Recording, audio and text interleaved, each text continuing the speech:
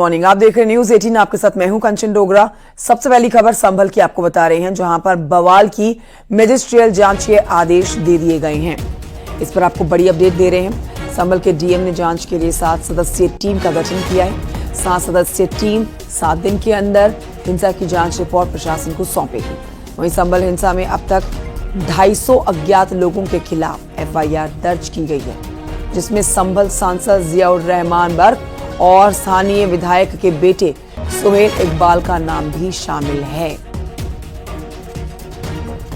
तो कल तक ये आंकड़ा 700 से 800 था।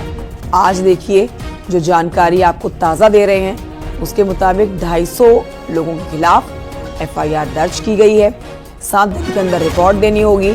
7 सदस्यीय टीम का गठन किया गया है। संभल बवाल में एक्शन पर आपको अपडेट दे रहे हैं।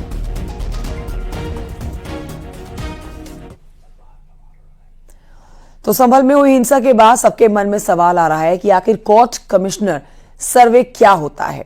देखिए, क्या कोर्ट कमिश्नर कोई वकील होता है, यह आपके मन में सवाल होगा। न्यूज 18 ने वाराणसी के वकीलों से कोर्ट कमिश्नर कार्रवाई की पूरी प्रक्रिया को जाना है। देखिए,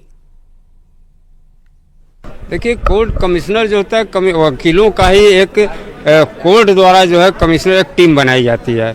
और अगर कोर्ट को कहीं मामले आपने कोई दावा किया, आपने कोई जो है याचिका दाखिल किया हो आपने, तो कोर्ट ये जानना चाहता है कि दोनों पक्षों को अलग रखकर कोर्ट स्वयं जानना चाहता है, अपनी आंखों से देखना चाहता है कि आखिर जो इन्होंने दावा किया है वो वस्तु स्थिति उसकी क्या है। हमने जो साक्ष्य दिए हैं अपने डॉक्यूमेंट्स में, जो प्रमाण हमने दिए हैं, वो प्रमाण सही हैं गलत हैं ये तो ट्रायल का विषय है, लेकिन मौके पर वस्तु स्थिति क्या है कोर्ट स्वयं अपनी आंखों से देखता है। तो कुल मिला के कहा जाए कि ये जो अधिवक्ता कमिश्नर होता है कोर्ट का प्रतिनिधि होता है, कोर्ट स्वयं होता है, कोर्ट की आंखें होती है। बिल्कुल, कोर्ट अपनी आंखों से देखना चाहता है कि मौके की स्थिति क्या है, वास्तविक स्थिति जो आ जाती है वह तदनुसार कार्रवाई होती है। कोर्ट बहुत साधारण प्रक्रिया है, कोई बहुत विशेष नहीं है। अब अगर किसी को कोई दिक्कत होता है तो भाई वो संभल से अमित गंजू हमारे साथ और सहयोग हमारे जानकारी के साथ सहयोगी जुड़ गए हैं। सीधे रुख करेंगे अमित गंजू की तरफ। अमित गंजू, आज का दिन बहुत महत्वपूर्ण हो जाता है। एक बड़ा अपडेट अपने दर्शकों को दे रहे हैं। 7 सदस्यीय टीम 7 दिन में रिपोर्ट सौंपेगी। इस समय वहां क्या हलचल है? आज भी क्या बवाल की स्थिति बनती हुई नजर आ रही है? सुरक्षा बलों की तैनाती की गई है। इस पर संपूर्ण जानकारी हमारे दर्शकों को अमित गंजू आप दें।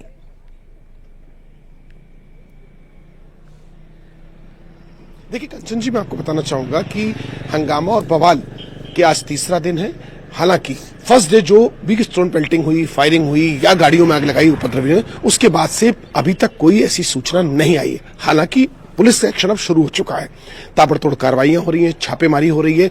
60 से ज्यादा पुलिस की टीमें इस वक्त संभल जनपद के अलावा अमरोहा, मुरादाबाद, अलीगढ़ की तरफ भी रवाना हुई, क्योंकि जो फुटेजेस मिले हैं वो पुलिस के लिए एक सबसे बड़ा क्लू है। क्योंकि जिस प्रकार से सीसीटीवी फुटेज आए, 1 नहीं, 2 नहीं, 3 नहीं, 5 नहीं, 9 फुटेजेस ऐसे सामने आए जिसमें उपद्रवी डायरेक्ट पत्थर चला रहे हैं, कुछ के हाथ में इलिसिट वेपन्स भी दिख रहे हैं। अब उनको जूम करके उनके फोटोग्राफ्स को निकाला जा रहा है। पूर्व पार्षदों से सामाजिक संगठन के लोगों से उनकी फोटो को आइडेंटिफाई कराने की बात की जा रही है। पुलिस ने अपनी जो ड्रोन कैमराज यूज किया था उसके फुटेज से वो सिमिलर हो रहे हैं, क्योंकि जहां वो मस्जिद की मोड़ से जो फ्लैप आता है बाजार में, घंटाघर बाजार की तरफ, उस तरफ जो लोग इकट्ठा हुए थे, जो लोग पीछे से फायरिंग कर रहे थे, जो लोग स्टोन पेल्टिंग कर रहे थे, जो गाड़ियों में आग लगा रहे थे, सरकारी संपत्ति, उन सबकी फोटो को पूरी रात भर टैली कराया गया है। लगभग 814 फोटो अभी तक सामने आई हैं। 2500 जो अज्ञात है उसमें सिर्फ 814 आई हैं। इन सबके अलावा डीएम ने मजिस्ट्रेट जांच के आदेश दिए। 7 सदस्यीय कमेटी को शनिवार शाम तक अपनी रिपोर्ट सबमिट करनी होगी। इन सबके बीच कहीं ना कहीं दबिशों का दौर चल रहा है। जो लोगों को 7 एफआईआर लिखी जा चुकी है।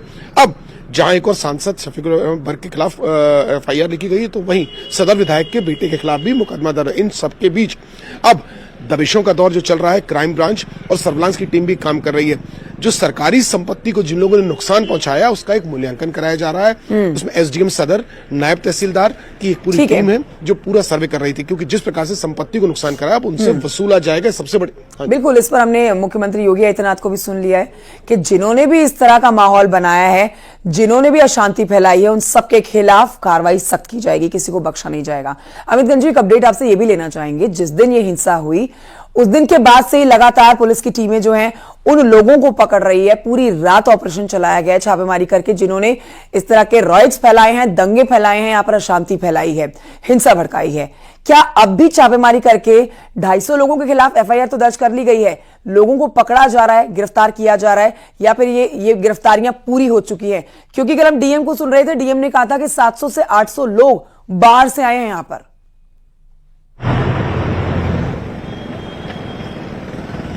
आपने बड़ा अहम सवाल पूछा। मैं आपके माध्यम से अपने करोड़ों दर्शकों को बताना चाहूंगा कि दबिश का दौर जारी है। 25 से ज्यादा लोगों को हिरासत में अभी तक लिया गया है सिर्फ, क्योंकि जैसे मैंने कहा पूरी रात भर फोटोग्राफ्स, 825 से ज्यादा फोटोग्राफ्स को अभी चिन्हित करने का प्रयास किया जा रहा है, उनको टैली कराया जा रहा है सोशल मीडिया के माध्यम से भी, और जो सामाजिक संगठन के लोग उनसे मदद लेके, क्योंकि जो चेहरे हैं वो आइडेंटिफाई नहीं हो पा रहे हैं। ये सबसे बड़ा चीज है जो जिलाधिकारी ने अपनी प्रेस कॉन्फ्रेंस में भी कहा। ये चेहरे ऐसे हैं, ना तो संभल के हैं, ना बबराला के हैं, ना ये बिजौई के हैं, ना ये सदर के हैं, ना ये मंजुआ के हैं। तो ये आए कहां से? और सर्वे के दौरान एक साथ इतने लोगों का, 1000 से ज्यादा लोगों का वहां पहुंचना, जो गली की स्थिति है उस गली में एक साथ 7 लोग नहीं चल सकते हैं। तो ये इतने लोग आए कहां से? पत्थर इतने कैसे इकट्ठे किए? छतों पर पत्थर कहां से आए? लड़कों ने जिनके दबिश डली, जो हमारे सूत्र में उनके पास से इलिसिट वेपन्स मिले, वो आए कहां से? आईडीज में एड्रेस संभल का नहीं है, किसी का मीरापुर का है, किसी का जानसठ का है, जो एड्रेस हमारे सोर्स बता रहे हैं। जब संभल नहीं तो क्या इन्हें पता था कि सर्वे आज हो रहा है, आज हमें निपटना है, झगड़ा करना है, माहौल गंदा करना है, प्रदेश का स्वास्थ्य खराब करना? बड़ी बात है, गलियां बहुत संकरी हैं, लेकिन जिस तरह से चप्पल और पत्थर बिखरे पड़े थे हिंसा के बाद, उससे अंदाजा लगाया जा सकता है कि ये पहले से तैयारी की गई थी इस तरह की हिंसा फैलाने को लेकर।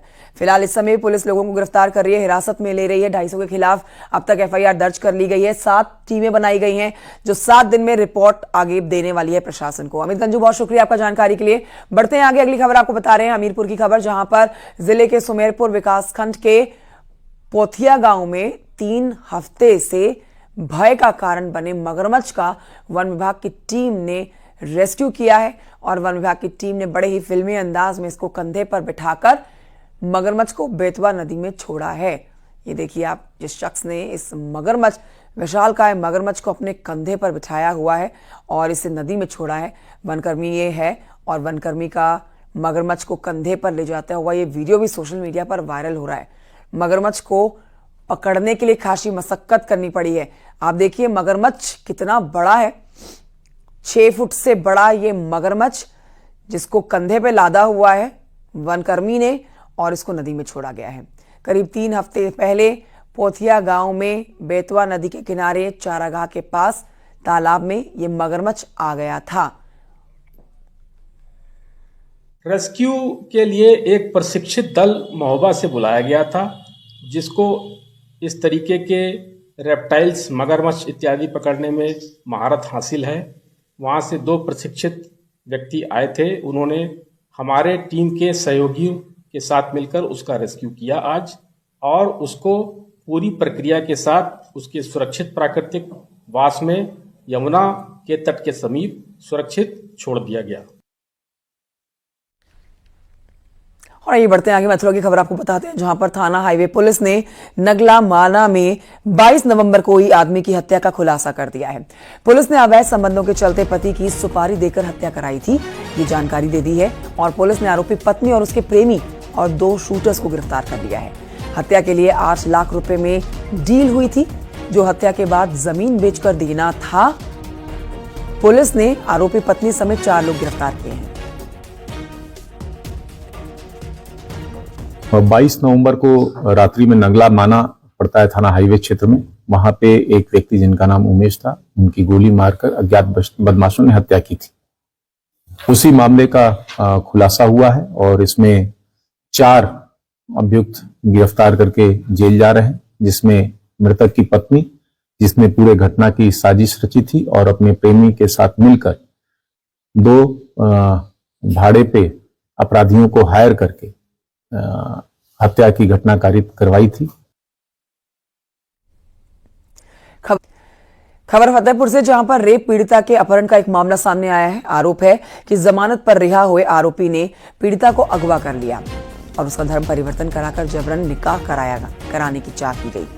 पीड़िता की मां ने एसपी को शिकायत पत्र देकर आरोपी के खिलाफ कार्रवाई की मांग की है। ये मामला जहानाबाद थाना क्षेत्र का है। साल 2021 में मोहल्ले के इंसाफ उर्फ राजा ने लड़की को अगवा करके रेप किया था। इसी मामले में वो सजा काट रहा था। अब जमानत पर आने के बाद एक बार फिर से उस पर अगवा करने का आरोप है लड़की को। पुलिस आरोपी को हिरासत में लेकर पूछताछ कर रही है।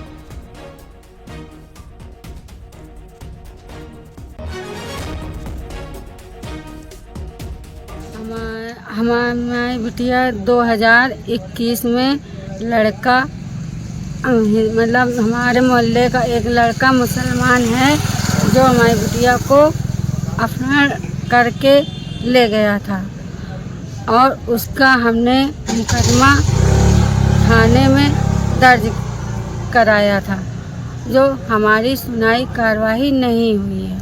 तो मुकदमा दर्ज कराया था तो फिर क्या हुआ था? लड़का जेल गया था? लड़का जेल गया था और जेल से छूटने के बाद में वो लड़का कह रहा है कि अपना मुकदमा वापस ले लो और ये हमारा इस्लाम धर्म कबूल कर लो, नहीं तो हम जान से सबको मार देंगे।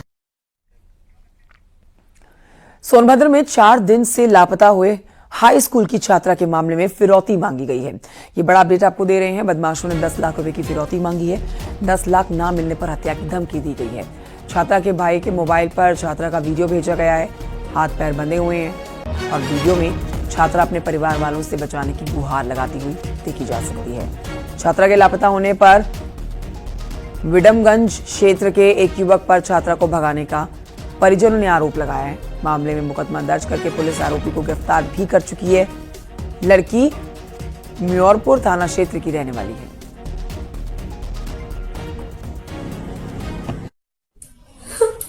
इन लोग सब मेरे को हाथ बांधे काला,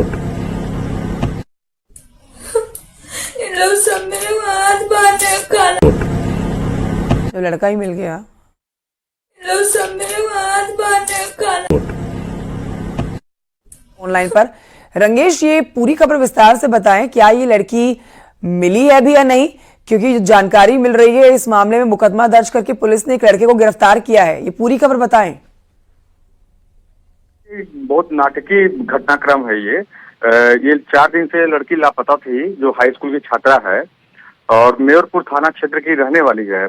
तो परिजनों का आरोप था एक लड़के के ऊपर कि उस लड़के ने इस लड़की को भगाया है और नामजद आरोप लगा के जब पुलिस के पास नामजद रिपोर्ट दर्ज हुई तो तुरंत पुलिस ने एक्शन लेते हुए एक लड़के को गिरफ्तार किया जो नामजद था। लेकिन मैं बता दूं कि ये नाटकीय घटनाक्रम है।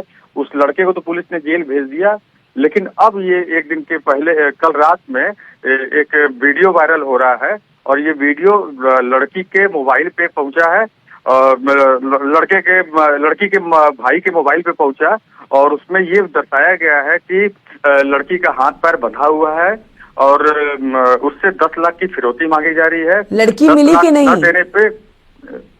10 लाख न देने पे लड़की को जान से मारने की रंगेश, यानी कि लड़की अभी भी नहीं मिली है ना? नहीं, अभी लड़की नहीं मिली है और पुलिस छानबीन कर रही है। शुक्रिया आपका रंगेश जानकारी के लिए। तो देखिए, बहुत ही नाटकीय अंदाज में इस पूरे घटनाक्रम को अंजाम दिया जा रहा है। पुलिस ने एक आरोपी को गिरफ्तार कर लिया, लेकिन लड़की अब भी लापता है। बढ़ते आगे कुशीनगर की खबर जानिए, जहां पर तुर्कपट्टी थाना क्षेत्र के गुरवलिया बाजार स्थित झरही नदी में युवक का शव मिला है। सूचना पर पहुंची पुलिस ने शव को झरही नदी से बाहर निकाला है। मृतक की पहचान गुरवलिया के सनी के रूप में हुई है। मृतक सनी पिछले 4 दिनों से घर से लापता था। परिजन लगातार तलाश कर रहे थे। पुलिस ने अब शव को पोस्टमार्टम के लिए भेजा है।